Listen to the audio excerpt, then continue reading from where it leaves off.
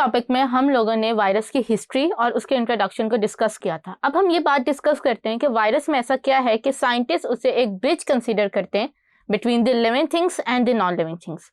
کیونکہ وائرس کے اندر کچھ ایسی پراپرٹیز ہیں جو کہ اسے ریزمبل کرواتے ہیں from the living things as well as the non living things. تو سب سے پہلے ہم بات کرتے ہیں کہ وائرس کے کریکٹرسٹک جو کہ ریزمبل کرتے ہیں ود دی لیونگ تھنگس. تو اف یو نو کہ وائرس جو ہے وہ ڈفرنٹ اسٹرینس اور فارم میں اکر کرتے ہیں. جیسے ہم لوگ بیکٹیریاز کو دیکھتے ہیں تو بیکٹیریاز کے بھی مختلف ورائٹیز اور اسٹرینس ہوتے ہیں. بالکل اسی طرح وائرس کے بھی جو ہوتے ہیں وہ سرٹن فارمز اور اسٹرینس ہوتے ہیں. پھر ان کے پاس ان کا اپنا جینیٹک مٹیریل ہے وچ is very important in the living things. Living things کے اندر آپ چاہے بیکٹیریا سے لے کر ایک ایلیفینٹ کو دیکھیں, ان سب کے پاس جو ہوتا ہے وہ اپنا جینیٹک مٹیریل ہوتا ہے جو کہ ان کے کریکٹرسٹکس کو ڈیفائن کرا ہوتا ہے. بالکل اسی طرح وائرس کے پاس بھی جو ہوتا ہے وہ جینیٹک مٹیریل ہوتا ہے. لیکن یہاں پہ ڈفرینس یہ آتا ہے کہ وائرس کے پاس سم ٹائمس جو ہوتا ہے وہ کچھ اسٹرینس کے اندر جو ہے وہ RNA بھی یوز ہوتا ہے ایز دیئر جینیٹک مٹیریل. پھر اس کے بعد وائرس جو ہوتے ہیں وہ اپنی میٹابولک مشینری ان کے پاس نہیں ہوتی.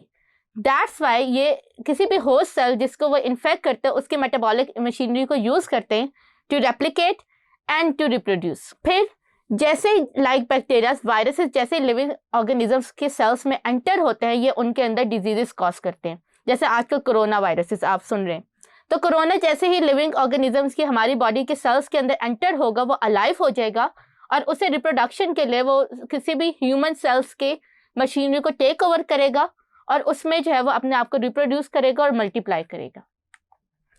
پھر اس کے بعد لائک بیکٹیریاز ہم وائرسز کو بھی جو ہے وہ ڈسٹرائے کر سکتے ہیں by using ultra violet radiations and also by using the dish infectant.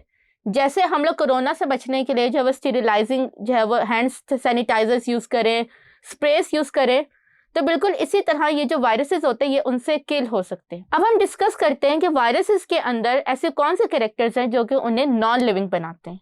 تو سب سے پہلی چیز جو ہے وہ وائرس کے پاس اپنا کوئی سیلولر اسٹرکچر نہیں ہوتا.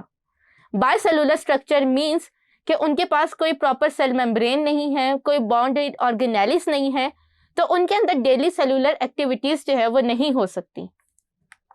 پھر اس کے بعد ہم وائرسز جیسے ہی کسی لیونگ آرگینزم کی باڈی سے باہر نکلتے ہیں وہ کرسٹل فارم میں آ جاتے ہیں, اور دیٹس وائی وہ کافی زیادہ سال جو ہیں وہ اسی کرسٹلائز فارم میں جو کہ نان لیونگ فارم ہوتی ہے اس کے اندر اپنی زندگی گزار سکتے ہیں. اس لیے آپ نے دیکھا ہوگا کہ جو ہم لوگ کہتے ہیں کہ جو وائرسز اگر آپ کی باڈی کے اوپر آ گیا یا کپڑوں کے اوپر ہے تو وہ کرسٹلائز ہو جائے گا, تو اس کو کل کرنے کے لیے ہم لوگ جو ہے وہ اپنی باڈیز کے اوپر اسپریس کرتے ہیں ڈس انفیکٹنٹ کے, تاکہ جو ہے وہ وائرسز ہمارے کپڑوں سے جو ہے وہ کرسٹلائز فارم میں بھی کل ہو جائیں. اس کے بعد آپ سب کو پتا ہے کہ living things need energy to ریسپائر and to do their daily functions.